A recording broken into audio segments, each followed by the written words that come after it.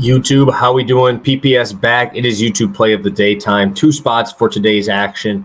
No props for me today, but I'll be doing 2 totals, first 5 totals for today's action.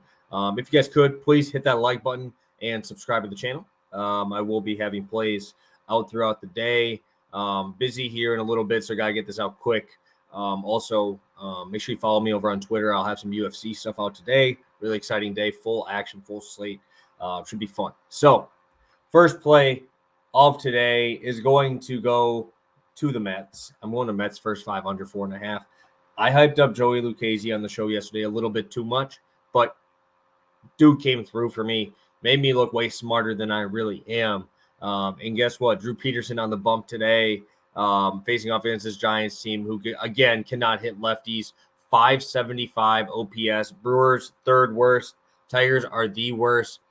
Giants sitting right in the middle, not good at a 575 OPS here. I also like to trust Logan Webb at home. It's been a spot where I've been pretty successful in backing him in San Francisco because it's hard enough to get 3 hits in a row off him. It's really hard to hit a homer off him in San Francisco. His home road splits are not crazy drastic because he is a good pitcher outside of home, but in San Francisco, he's a very tough guy to crack here. I understand the Mets are playing very good baseball right now. The Mets looked fantastic last night, but again, that was off the pen, right? They were a little bit deeper into this game. DeSclafani kind of throws the same way, just without the same amount of stuff as Logan Webb. So I've seen him be successful. I think that Logan Webb, being a better version of DeSclafani, will be successful here, keeping the ball on the ground. And I think we're going to see a pretty quick game here with Drew Peterson as a left-handed pitcher against this Giants team, and Logan Webb keeping the ball on the ground here. So like the Mets first 5 under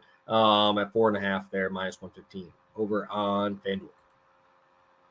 DraftKings for this one, Phillies first 5 over 4.5. And I know, guys, I know you're going to hate me. I hate backing the Phillies right now. They are so hit or miss. It's pretty crazy how bipolar we're seeing this team be. But I can't get away from this number. Kyle Freeland facing off against Christopher something. I've never heard of him before. But just looking at Ballpark Pal here, Philadelphia is supposed to be 15-mile-an-hour winds blowing out to left center. Kyle Freeland only had a 38% ground ball rate as of right now this year. That is scary. So the ball's going to be put up in the air. It's going to be hot out in Philly. You got a lot of power right-handed bats in this lineup. And a guy who's really not missing bats. Only 11% whiff on the sinker, only 13 on the slider. Curveball's been good, but he's really only trying to do it against righties. And I don't think that Real Muto, Castellanos, right? You got a lot of power right-handed bats. Trey Turner there, alternating throughout with Stott and Schwarber. Too much power in this lineup. I also know that this guy that the Phillies are throwing here, this would be his first start of the season, Christopher Sanchez. I expect runs and runs galore in this game, especially if it's blowing out. Just looking at minor league numbers, I'm not too impressed by Christopher Sanchez here. And we're facing off against a team here in the Rockies who do hit lefties or do hit well against subpar pitching. When you play the elite guys, you see them kind of fold.